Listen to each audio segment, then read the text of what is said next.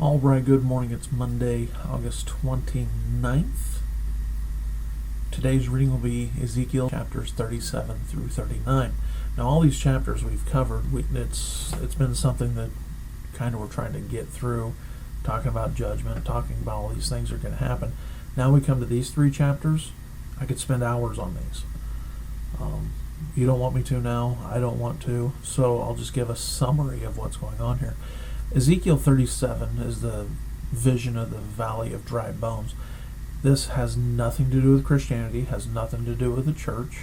I think we all know this. We've been reading Ezekiel. It's talking about both the physical and the spiritual restoration of Israel. And so that's going to happen. They're going to be brought together. And you see that all throughout the chapter.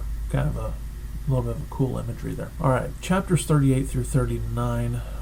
We could spend a long time here as well. The word it's using, again, going back to Hebrew, I get it.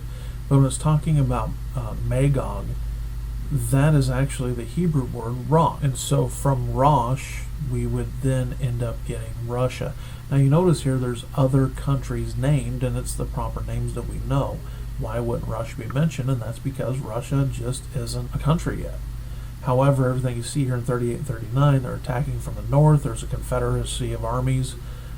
You see the different nations bringing their armies there. Now, this correlates, I believe, with the Battle of Armageddon. I think this is talking about at the end of the tribulation, when all of the nations start converging on Israel. Notice that it talks about the army coming from the north. In a map you look, you see it's Russia. Gomer is thought to be Germany. Targama would be Turkey, like we mentioned, that would be north. And it says of the north quarters, and that would be Russia. There's nothing else there. You go north far enough, and you're just going to hit the North Pole. So now remember, if you go to Revelation, it talks about the Battle of Armageddon. When they're gathering in the valley of Megiddo, it's to attack Jerusalem. It isn't, that's where they're fighting. They're actually gathering there, and that's then when the Lord returns, second coming, into the tribulation.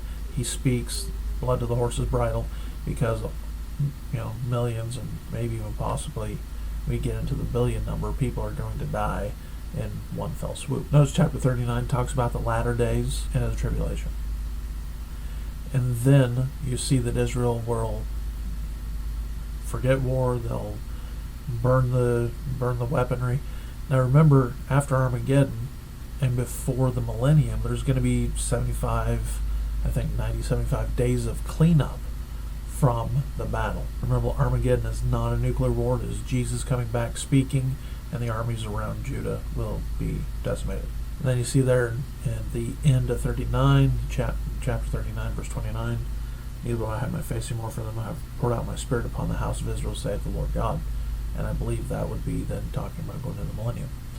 All right, a little bit more fun reading, a little bit more to dive into, a little bit more to study. I think this will end up probably being a Wednesday night study at some point. All right, have a great day. We'll catch you tomorrow.